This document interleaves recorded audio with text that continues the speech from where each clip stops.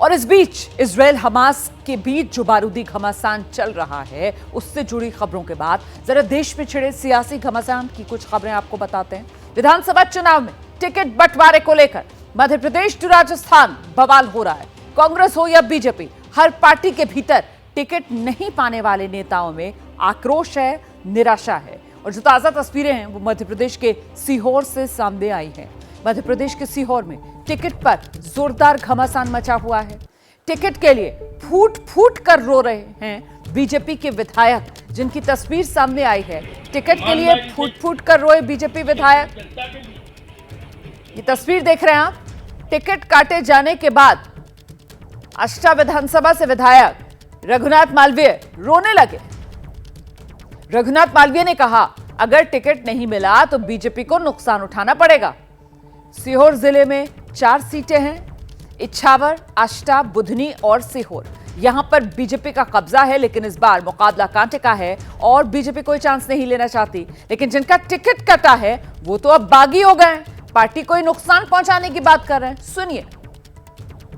हम ये चाहते हैं और हमारे जितने भी कार्यकर्ता बंधु यहाँ 200-250 कार्यकर्ता हमारे यहाँ बीच में उपस्थित हुए, सबने अपनी एक ही राय व्यक्त की है कि भारतीय जनता पार्टी अगर पुनः निर्णय करे और जो हमारी विचारधारा का व्यक्ति नहीं है, जो कांग्रेस से आए हुए हैं, दूसरी बात कि उन्होंने कभी धरी नहीं उठाई, कभी झंडे नहीं बांधे, कभी कोई काम नहीं किया, इसलिए हमारे सारे भारतीय जनता पार्टी कार्यकर्ता दुखी हैं।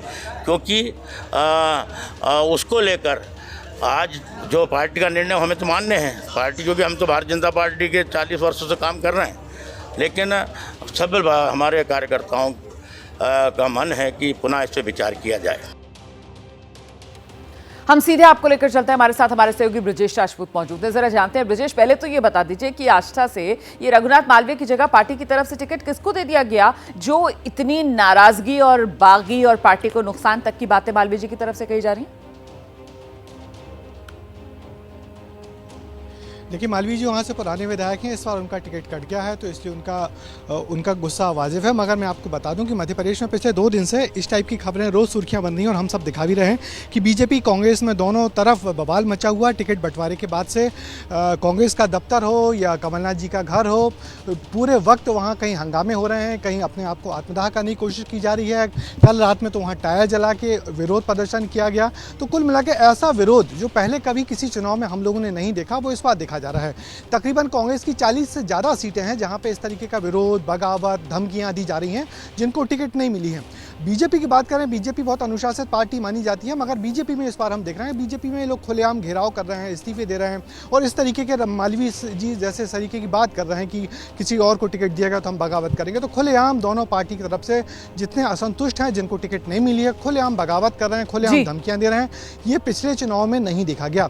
इसकी बड़ी वजह यही है कि जिस तरीके से पार्टियों ने पहले माहौल बनाया था कि हम सर्वे करेंगे, हम पुराने कार्यकर्ताओं को जगह देंगे, नई उम्र के लोगों को टिकट बांटेंगे, मगर ऐसा कुछ नहीं हुआ। चाहे बीजेपी की सूची देखें या कांग्रेस की सूची देखें, अधिकतर पुरानी जो सोची समझी रणनीतियां हैं उन्हीं पे पार्टियों ने टिकट बांटी हैं, पुराने लोगों को ज़्यादा प्रेफर किया है, जिसके चलते ये जो लोग हैं और दोनों पार्टियों में बगावत कर रहे हैं, विरोध कर रहे हैं, खुलेआम धमकियां दे रहे हैं और निर्दलीय लड़ने की बात कर रहे हैं। तो अब सवाल ये कि आखिरकार ब्रजेश, इन हालात से निपटने के लिए दोनों ही दल, क्योंकि कांटे का मुकाबला है और दोनों के लिए कहीं ना कहीं हार और जीत में स्टेक बहुत ज्यादा है, इसी वजह से चाहे बीजेपी हो या फिर कांग्रेस हो, इन बागियों को मनाने के लिए कोशिशें किस तरीके की और किस स्तर से की जा रही हैं?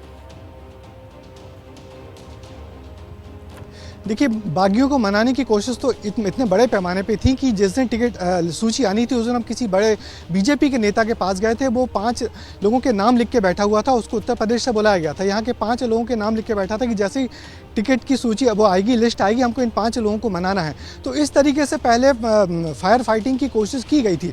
मगर आप जानते हैं कि जिसका अहित होता है या जो टिकट का उम्मीदवार होता है, इसको टिकट नहीं मिलती, उसको कितनी गहरी चोट लगती है।